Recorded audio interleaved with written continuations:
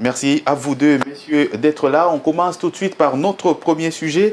La République démocratique du Congo s'est donc décidée depuis le week-end dernier d'interdire ou tout simplement de prolonger son moratoire interdisant l'exportation de son cobalt sur le marché international. Pourquoi cette décision? À quoi s'attend réellement la République démocratique du Congo? Cette décision peut-elle justement entamer ses relations avec les grandes puissances consommatrices du cobalt congolais, à l'instar de la Chine et des États-Unis? On voit tout cela et on revient après pour en discuter. La République démocratique du Congo, premier producteur mondial de cobalt, a prolongé le week-end dernier son moratoire sur les exportations des concentrés et des minerais bruts de cobalt. Cette décision, loin d'être anodine, envoie un signal fort aux marchés mondiaux et aux acteurs de la chaîne des valeurs des batteries électriques. Derrière cette mesure se cache une stratégie claire du gouvernement congolais, mais aussi des risques et des répercussions significatives sur le plan international. La prolongation de ces moratoires s'inscrit dans une politique économique bien établie de la RDC, celle de maximiser les bénéfices tirés de ses ressources naturelles. Jusqu'à présent, la majeure partie du cobalt extrait du sol congolais était exportée sous forme brute ou semi-transformée, privant les pays d'une part significative des valeurs ajoutées générées par sa transformation en produits finis. En maintenant ces moratoires, la RDC poursuit trois objectifs principaux. Tout d'abord, forcer la transformation locale. En restreignant l'exportation du brut, Kinshasa veut obliger les multinationales minières et les investisseurs à construire et opérer des usines de raffinage et de transformation de cobalt sur les territoires congolais. Cela permettrait de créer des emplois qualifiés, de développer une expertise industrielle locale et de transférer des technologies. Ensuite, augmenter les revenus nationaux. La vente des produits transformés génère des revenus bien supérieurs à celles des matières premières. Les gouvernements espèrent ainsi capter une plus grande part des profits générés par la demande mondiale croissante en cobalt. Enfin, renforcer la souveraineté économique. C'est une affirmation de la volonté de la RDC de contrôler davantage sa chaîne d'approvisionnement et de ne plus être un simple fournisseur de matières premières, mais un acteur clé dans l'industrie mondiale des batteries. Les retombées de cette décision congolaise pourraient être significatives et ressenties bien au-delà des frontières de la RDC. Les pays représentent plus de 70% de la production mondiale de cobalt. Une restriction prolongée de l'exportation de brut pourrait entraîner une pénurie à court terme, faisant flamber les prix du cobalt et par extension ceux des batteries et des véhicules électriques. Les grands consommateurs de cobalt pourraient être contraints d'investir massivement dans des capacités de raffinage en RDC pour sécuriser leurs approvisionnements. Cela pourrait mener à de nouveaux partenariats et à une reconfiguration des chaînes d'approvisionnement. Certains acteurs pourraient accélérer leurs recherches et investissements dans des sources alternatives de cobalt pour réduire leur dépendance vis-à-vis de la RDC, bien que cela prenne du temps et soit coûteux. En prolongeant ces moratoires, la RDC joue une partie des poker audacieuse. C'est une affirmation de sa volonté d'obtenir une juste part de la richesse générée par son sous-sol. Reste à savoir si cette stratégie portera ses fruits sans trop perturber l'équilibre délicat du marché mondial du cobalt, essentiel à la transition énergétique globale. Reste à savoir si cette stratégie portera ses fruits sans trop perturber l'équilibre délicat du marché mondial du cobalt, essentiel à la transition énergétique globale. Rebonjour Igor Buaka. Bonjour Patrick. Merci beaucoup une fois de plus d'être là. Alors la République démocratique du Congo, c'était déjà le week-end dernier lors du Conseil des ministres. La décision, on s'attendait à une levée de ce moratoire, mais à la grande surprise, le gouvernement a donc décidé de maintenir ce moratoire portant interdiction du cobalt sur le marché international. Donc, quels sont les mobiles qui ont poussé l'État congolais, le gouvernement de la République, à maintenir ce moratoire? Et déjà, il faudrait rappeler ici le fait que la prise de position, n'est-ce pas, de cette décision émanait au fait de la volonté des autorités congolaises de pouvoir limiter, n'est-ce pas, parce qu'on jugeait bien qu'il y avait un excédent de l'offre de ces minéraux stratégiques sur le marché international. Et donc à travers l'autorité des régulations des minéraux stratégiques, ARCOMS, qui a une structure qui a été créée depuis 2019, on a jugé bon en fait de suspendre, n'est-ce pas, les exportations de la République démocratique du Congo via le marché international. C'était justement pour en fait limiter cet excédent de l'offre qui a fait en sorte que le prix, évidemment, de ces produits puisse chuter drastiquement. Et donc, par cette mesure, on visait cette action de choses. C'est vrai, aujourd'hui encore, d'après le constat, n'est-ce pas, des autorités congolaises, si elles ont décidé de prolonger, n'est-ce pas, cette décision, c'est parce qu'ils se sont rendus compte que les effets escomptés, n'est-ce pas, derrière cette décision ne sont pas encore palpables, ni encore visibles. Donc on juge encore que le prix du cobalt n'a pas encore retrouvé en fait son cours initial. Tout à fait. C'est toujours c'est pour cette raison qu'on a décidé en fait de maintenir cette décision. Mais il faudrait ici marquer sur un fait. Déjà depuis je l'ai dit tantôt ici, depuis la création de l'ARCOMS, vous sentez que les autorités congolaises ont cette volonté de réguler le secteur minier de la République démocratique du Congo, surtout en ce qui concerne les minéraux stratégiques dont le cobalt et bien d'autres minéraux encore.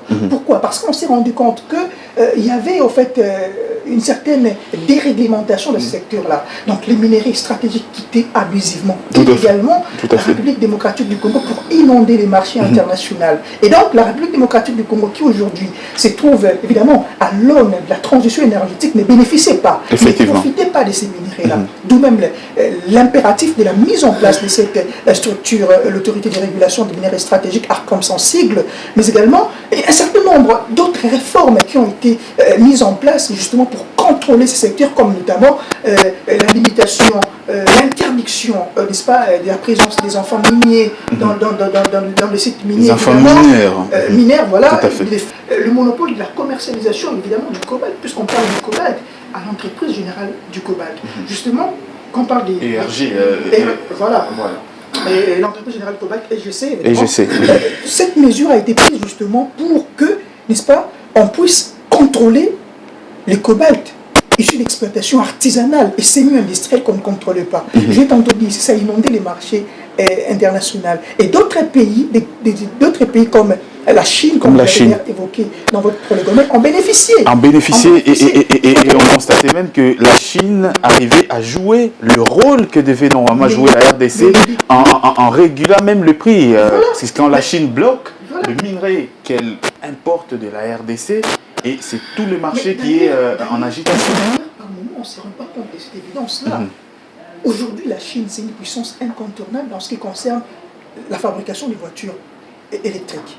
Mais c'est en partie grâce à quoi? Tout à fait. Grâce aux minéraux congolais. Voyez-vous, en 2024, la Chine a produit une affaire de 12,4 millions de voitures électriques dans le monde. Et même encore par cette décision de l'ARCOMS, puisque la Chine est en train de scruter les prix de cette mesure, acheter les prix de cette mesure. Déjà, les entreprises chinoises réclament déjà dit que voilà, c'est cette mesure, cette prolongation de la suspension des exportations du cobalt de la République démocratique du Congo va négativement impacter les entreprises chinoises. Même si ils ont des stocks en surabondance, si on peut le dire, mais ces stocks-là ne vont pas subvenir aux besoins de ces entreprises-là en dehors les 4 prochains mois.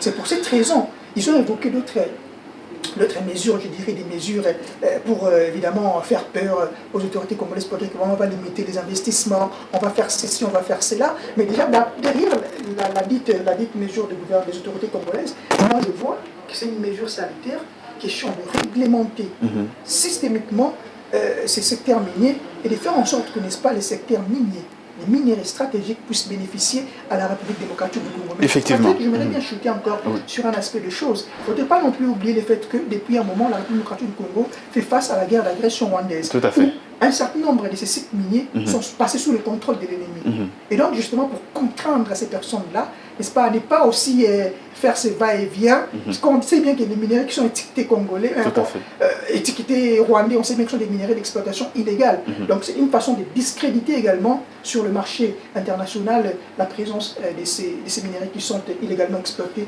ou encore sortis de notre territoire. Effectivement, Tony Dibendila, on a l'impression que la Chine arrivait même à jouer, je l'ai dit ici, le rôle que devait jouer la RDC, ça veut dire le réservoir du cobalt. La Chine a tellement importé le cobalt en RDC qu'elle est aujourd'hui capable d'influencer le marché international du cobalt. On peut dire aujourd'hui que le premier moratoire qui avait été pris par le gouvernement congolais n'a pas vraiment produit les résultats escomptés. Le cobalt congolais aujourd'hui est devenu un élément, un véritable enjeu de la géopolitique, c'est-à-dire un élément vraiment de la géopolitique. Il faudra mentionner cet aspect des choses. Et donc aujourd'hui, il faudra vous rappeler que le Congo est en pourparlers. Effectivement. Avec les États-Unis d'Amérique pour la question des deals mines contre sécurité. Et donc, on ne cesse pas officiellement, nous savons, c'est pour réguler davantage les marchés du cobalt parce que la République démocratique du Congo voudrait peser sur les marchés du cobalt à l'international parce qu'aujourd'hui, la RDC produit quasiment 75% de ces minerais. Et donc, c'est un acteur majeur dans les secteurs du cobalt. Et aujourd'hui, il n'est pas avoir assez de poids, il n'est pas avoir assez de parole, et ça frustre. Mais aussi, cela ne va pas à l'avantage de l'État congolais parce que déjà la surabondance, vous connaissez les résultats de la surabondance du cobalt. L'offre et la demande, le prix baisse toujours. La baisse du prix, et puis la baisse était exagérée. Nous sommes passés de 90 000 à 25 000 dollars la tonne. C'est exagéré. Il faut mesurer l'impact sur les revenus des multinationales qui opèrent ici et sur l'exploitation semi-industrielle ou artisanale aussi. Mais surtout sur les revenus de la RDC aussi, parce qu'on dépend beaucoup du secteur extractif. Les secteurs miniers, c'est ce qui rapporte assez de devises pour les trésors publics en RDC. On connaît les poids du secteur minier pour les budgets congolais. Et donc, je crois que parce que nous savons qu'ARECOM ne fait pas cavalier solitaire. L'autorité de régulation, cette autorité de régulation du marché des minerais stratégiques de la RDC là, ne fait pas cavalier solitaire. Il y a des experts et aussi ses partenaires qui sont des multinationales et ainsi de suite. Je voudrais ainsi mentionner, d'une part, officiellement, nous savons qu'il y a cette question équilibrée ou encore de redonner un prix confortable aux minerais congolais à l'international, c'est relancer les cours de cette matière première, mais aussi, d'autre part, mais aussi d'autre part, réguler davantage les marchés. La surabondance engendre les défauts du contrôle efficace. Et puis nous savons aujourd'hui que c'est la Chine, la surabondance profite à la Chine. Tout à fait. Mais qui sont les principales productrices de ces matières premières au Congo sont les entreprises chinoises. Et donc aujourd'hui, quand il y a surabondance, ça va à l'avantage des Chinois. Mais il faut, je l'ai dit tantôt avant de commencer, il y a cette donne-là géopolitique. Aujourd'hui, le Congo est en pourparlers avec les États-Unis. Il y a des questions de deal mine contre sécurité. J'arrive. Officiellement, on dit voilà, on veut réguler les marchés, mais d'autre part, on s'est dit peut-être une période transitoire. C'est-à-dire que nous savons que la Chine bénéficie de la surabondance. Si on bloque les exportations, on suspend les exportations pour l'instant, ça va désavantager d'une certaine manière ces entreprises-là. Et donc, il peut y avoir les désintérêts ou les soucis de faire pression, ainsi de suite. Mais peut-être pour le Congo, peut-être, je l'ai dit, c'est aussi une période transitoire. Question de dire aux Américains, voilà, on bloque, il n'y a pas surabondance pour l'instant. Est-ce une question de faire, c'est-à-dire, est-ce une suspension stratégique visant notamment à créer une rareté sur le marché, et notamment du côté américain comme du côté chinois, et se positionner comme étant un interlocuteur très sérieux dans cette matière-là pour l'approvisionnement mondial du cobalt, notamment, vous l'avez dit, avec le deal avec les États-Unis qui se profilent. Mais bien entendu, nous savons que d'ici peut-être 5 ou 6 mois, l'excédent de la production cobaltifère aujourd'hui sur le marché ne pourra peut-être pas résister à l'usure du temps, et à un moment donné, les entreprises il y aura rareté. Il y aura rareté à un moment donné, et donc les entreprises auront besoin de la levée de cette suspension des exportations du cobalt. Mais d'autre part, c'est pourquoi je dis d'autre part, il y a certainement les Congos voudraient peser, évidemment. Mais c'est les Congos qui détiennent les matières premières. Cela ne peut pas être décidé, les cours peuvent être décidés ailleurs. Si les cours sont décidés ailleurs, parce qu'il y a des stocks importants ailleurs. Or, si à partir de la source, les stocks sont maîtrisés, on ne sait pas exporter en masse, créer de la surabondance, jouer sur les marchés, à ce moment-là, les Congos ont véritablement sa parole. Et si les Congos ont véritablement sa parole autour de table de négociation, même avec les Américains, au regard des deals qui est actuellement sur la table de discuter, c'est-à-dire même les Congos va apparaître comme un État sérieux et crédible, comme un véritable détenteur de ces matières. Et à partir de ces moments-là, on pourra voir, soit où les Américains sauront véritablement qu'il y a un interlocuteur et qu'ils peuvent faire confiance, continuer à échanger et voir où est-ce que ces échanges pourront aboutir. Mais la vérité est que, d'une part, il y a question de réguler et de se poser comme un interlocuteur crédible, mais d'autre part, il y a également c'est besoin-là de créer une période de transition. Parce qu'il y a des pourparlers avec les Américains, et donc il ne faut pas donner l'impression qu'on est toujours avec la Chine, on veut vraiment échanger sans donner des parts importantes aux Américains. Effectivement, ça c'est vrai. Alors, Igor Biwaka, la RDC, en maintenant ce moratoire, veut aussi d'une part attirer des investissements. Ça veut dire que le cobalt congolais ne puisse plus toujours sortir à l'état brut, concentré du cobalt comme ça se fait actuellement. Alors, est-ce que c'est un objectif que le gouvernement peut atteindre à travers cette décision? Vous savez, Patrick Mbala, la décision, elle ne s'émettra pas à long terme. Cette décision, une mesure temporaire, et que la RDC a prise, je suppose que pour également s'affirmer, parce que nous pour montrer que vous faites face à quelqu'un qui détient les minéraux stratégiques dont le monde de l'extension a besoin. Voyez-vous? Donc la République démocratique du Congo, en prenant cette décision, montre à la face du monde qu'elle est capable de neutraliser le monde de l'extension. Parce qu'aujourd'hui, c'est tout le monde qui a besoin. C'est tous les États du monde qui ont besoin. En fait, actuellement, parce que non, si je parle actuellement, la Chine a encore un stock important. Un stock important, mais ils sont en train de réclamer. Les entreprises chinoises réclament le fait que la République démocratique du Congo ait prolongé pour 4 mois encore cette décision, Patrick Lumbala. Voyez-vous? Donc ce n'est pas anodin le fait que la République démocratique du Congo ait pris cette décision pendant cette période de la transition énergétique. Aujourd'hui, la RDC est dans le désert de tous les États du monde. Puisque qui contrôle le marché minier? J'ai toujours dit ici, Patrick Lumbala, qui contrôle aujourd'hui le marché minier contrôle le monde. Voyez-vous? Et donc, comme tu l'as dit tantôt ici, dans votre prologue même, le fait que la RDC est suspendu, c'est vrai, c'est pour montrer que je ne suis pas seulement accessible à la Chine. Je suis également accessible à d'autres marchés. Voyez-vous? Donc, c'est une façon d'alerter les autres. Venez, on va échanger, on va collaborer, mais de manière beaucoup plus transparente. Tout à fait. Puisque le secteur minier, c'est un secteur qu'on accuse, principalement pour la République démocratique du Congo, d'être envahi par la contrebande minière, n'est-ce pas, par les pratiques frauduleuses.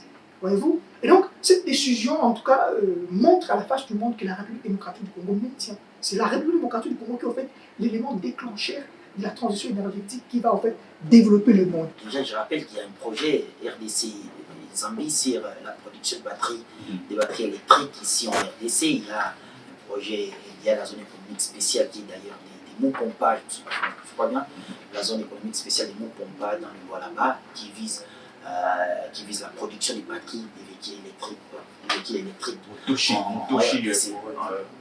Voilà, en RDC. Et donc, je crois bien que c'est déjà sur la table les projets de transformation locale, par exemple.